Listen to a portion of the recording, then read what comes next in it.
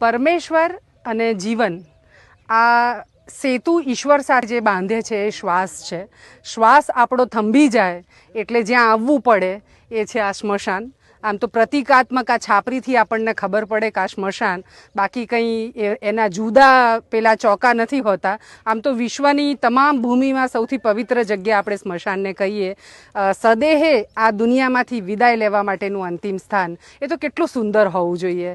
સ્મશાનો અને આ ધરતીને હરિયાળી કરવાનો એક પ્રકલ્પ અમે હાથ ધર્યો છે. બનાસકાંઠાથી આ મુહિમ શરૂ કરી અને 4.72 લાખ વૃક્ષો અમારા ગયા વર્ષ સુધી અમે ઉછેરી રહ્યા છીએ. વાવ્યા હતા 5 લાખ, આ વર્ષે 3.5 લાખ વૃક્ષો કરવાના છીએ. એનું આ જડિયાલી ગામ છે લાખણી તાલુકાનું, અને લગભગ 9,500થી વધારે વૃક્ષો ગામ લોકોએ આ જગ્યા એટલી સરસ રીતે સ્મશાનની પહેલાં તો કેવું હતું અહીંયા આગળ બંજર જગ્યા, અને એને સરસ સાફ કર્યું અને આ જગ્યા વૃક્ષો ઉછેરવા માટે એમણે આપી. તો આવનારા સમયમાં જડિયાલાની વસ્તી 6,000 છે, પણ અહીં બીજા અસંખ્ય જીવો આ સ્મશાનમાં વૃક્ષો થશે તો એના થકી એ રહેવાના છે.